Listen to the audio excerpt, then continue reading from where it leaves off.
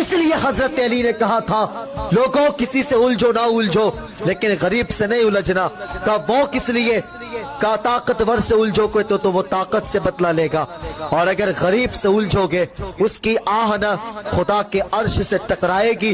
اللہ اکبر. جب خدا بدلہ لے گا نا بچانے والا نصیب نہیں ہوگا, بچانے والا نصیب نہیں ہوگا. بادشاہ نے جب محل بنوایا اتفاق سے محل کے کونے پہ بڑھیا کی جھوپڑی پر رہے تھے. بادشاہ نے کہا اماں اپنے جھوپڑی کو ہٹا لے, جا میری سلطنت بہت بڑی ہے کہیں پہ جا کر کے بس جا.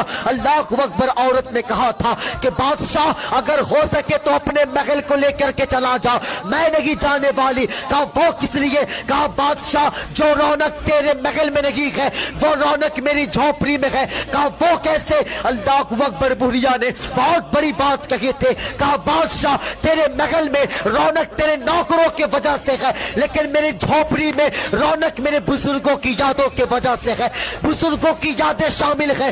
اللہ اکبر. بادشاہ نے کہا ہے کہ یہ بڑھیا آسانی سے نہیں ماننے والی ہے. غلاموں سے کہا جا حساب لگا دے, جیسے بڑھیا جھوپڑی سے نکلے گی اس کے جھوپڑی کو اڑا دینا. اللہ اکبر. اتفاق سے بڑھیا گھر سے نکلی ہے. اللہ اکبر. بادشاہ نے جھوپڑی کو توڑوا دیا ہے اور بڑی تیزی کے ساتھ محل کی دیواریں بنوا دیا ہے.